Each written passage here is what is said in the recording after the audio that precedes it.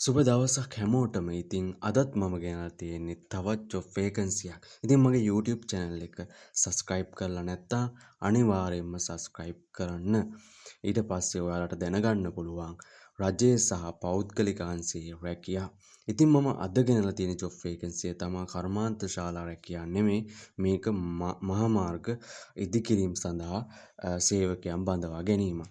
ඉතින් මේකේ ගත්තහම දෛනික වැටුප වෙන්නේ රුපියල් 3000ක් සහ 3500 අතරක් වැටුපක් ගන්න පුළුවන්. කෑම බීම සහන මිලට නවාතැන් පහසුකම් නොමිලේ. ඒ වගේම නඩත්තු කටයුතු සඳහා යනකොට ප්‍රවාහන පහසුකම් ද නොමිලේ.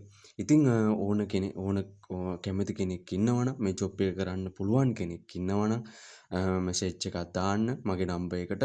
ඊට පස්සේ මම කන්ටැක්ට් කරලා දෙන්නම්. ඔයාලට ඊට පස්සේ මේ ජොබ් එකට යන්න පුළුවන්. කිසිම මුදලක් අය කරන්නේ නැහැ. ඔයාලට ගිහින් වැඩ ටික කරගෙන කීයක් හරි හොයාගන්න පුළුවන්. ඉතින් මේ ඉදිකිරීම අංශය සිද්ධ වෙන්නේ පොතුහැර සිට ගලගෙදර දක්වා දිවේකී මාර්ගයේ.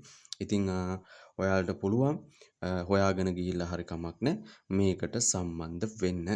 ඉතින් මගේ YouTube channel එක අනිවාර්යෙන් subscribe කරන්න. දන්නේ නැති දෙයක් තියෙනවා නම් මගේ WhatsApp message එකක් දාන්න. ඉතින් මම ගිහිල්ලා එන්න. හැමෝටම සුබ දවසක්.